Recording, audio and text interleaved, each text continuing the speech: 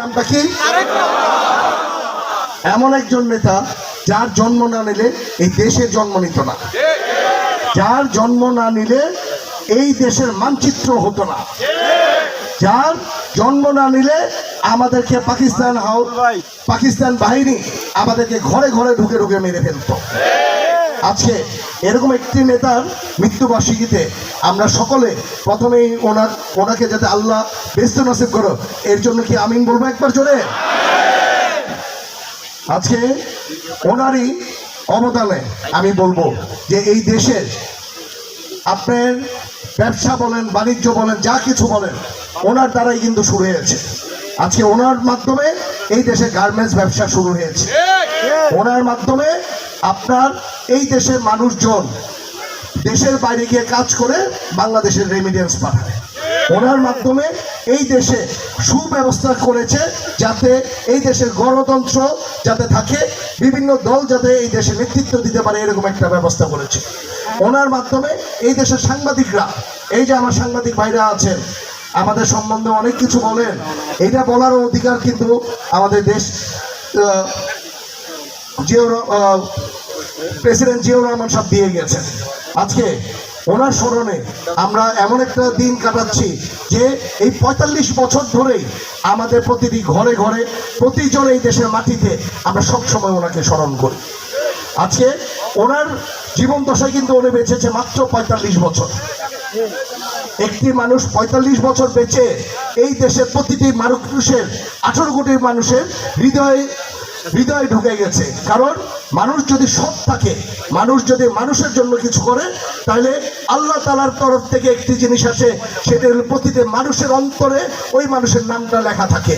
যেই নামটা লেখা হয়েছে আমাদের শহীদ রাষ্ট্রপতি জিয়াউর রহমান সাহেবের নাম। আজকে ওনারই পরিবার, যেই পরিবারের দ্বারা আমরা বলবো আমাদের দেশ নেত্রী বেগম খালেদা জিয়ার মাধ্যমে এই দেশে গণতন্ত্র অনেকবার চলে যেতে চেয়েছে, কিন্তু ওনার সঠিকভাবে দাঁড়িয়ে থেকে আমাদের দেশে এই গণতন্ত্র আবার ফেরত নিয়ে এসেছে উনি। আজকে ওনারই সুযোগ্য সন্তান দেশ নায়ক তারেক রহমান সাহেব, দেখেন আপনারা এই দেশের মাত্র ৩ মাস হয়েছে উনি দায়িত্ব পেয়েছে, ৩ মাসে এই দেশের চিত্রটা পাল্টিয়ে দিচ্ছে না? এই দেশের মানুষের অভাব ইনশাল্লাহ দূর করে ছাড়বে, এই দেশকে ইনশাল্লাহ সিঙ্গাপুর মালয়েশিয়ার মতো উনি বানিয়ে ছাড়বে। কারণ উনি কর্ম করে করতে চায়, উনি কাজ করে বাঁচতে চায়।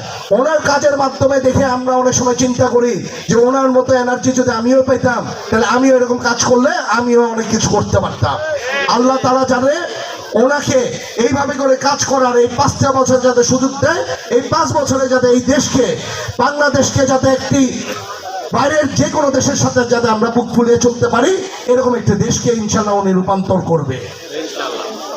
আজকে রূপগঞ্জের আপনারা বিভিন্ন জায়গা থেকে এসেছেন, আপনারা এসেছেন শহীদ রাষ্ট্রপতি জিয়াউর রহমান সাহেবের যাতে ওনার জন্য দোয়ার জন্য। আজকে আমি রূপগঞ্জবাসীর উপলক্ষে কয়েকটা কথা বলি, কারণ সকলকে আজকে একসাথে পেয়েছি। আমরা দায়িত্ব পেয়েছি মাত্র ৩ মাস ধরে। ৩ মাস ধরে রূপগঞ্জে যতটুকু কাজ হয়েছে আমি বলতে পারি সারা বাংলাদেশে কোথাও এত বড় কাজ হয়েছে। ১০০ কোটি টাকার বীজ শুরু হয়ে গেছে কায়েতপাড়ায়, তারাবতে 4টা রাস্তার কাজ ধরেছি, ইনশাল্লাহ সামনে ১৮০ কোটি টাকার কাজ আসতেছে তারাবতে। রূপগঞ্জে আপনাদেরকে নিয়ে আমি একটি কাজ করতে চাই, সেটা হলো স্বপ্নের রূপগঞ্জ ইনশাল্লাহ গড়তে চাই। আপনারা কি আমার সাথে রাখবেন? স্বপ্নের রূপগঞ্জ গড়ব কেন? শুধু আমাদের জন্য না, আমাদের পরের জেনারেশনও যাতে এই স্বপ্নের রূপগঞ্জে বাস করতে পারে, স্বপ্নের রূপগঞ্জে যাতে স্বপ্নের মতো যাতে সাজিয়ে তুলে যাতে আমরা থাকতে পারি, এরকম একটি রূপগঞ্জ ইনশাল্লাহ আমরা গড়ে ছাড়বো। যাক, আমি আর বেশি কথা বলতে চাই না। আপনারা সকলে ভালো দেখেন, সুস্থ দেখেন।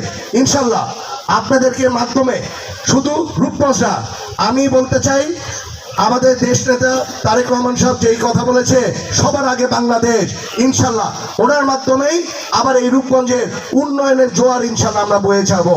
এই বলে আমার বক্তব্য এখানে শেষ করছি। আরেকবার সকলের কাছে ধন্যবাদ জানাই যে এখানে এত সকল সিনিয়র নেতৃবৃন্দ আপনারা এসেছেন। এখানে রূপগঞ্জের বিএনপির বিভিন্ন জায়গার বিভিন্ন নেতৃবৃন্দ এসেছেন, ইভেন রূপগঞ্জবাসী যারা এসেছেন, সকলকে ধন্যবাদ জানিয়ে আমার বক্তব্য এখানে শেষ করছি। খোদাফেজ, বাংলাদেশ জিন্দাবাদ। এখন আমাদের শহীদ রাষ্ট্রপতি জিয়াউর রহমান সাহেবের জন্য দোয়া হবে, আপনারা 1 মিনিটের জন্য বসেন। ধন্যবাদ।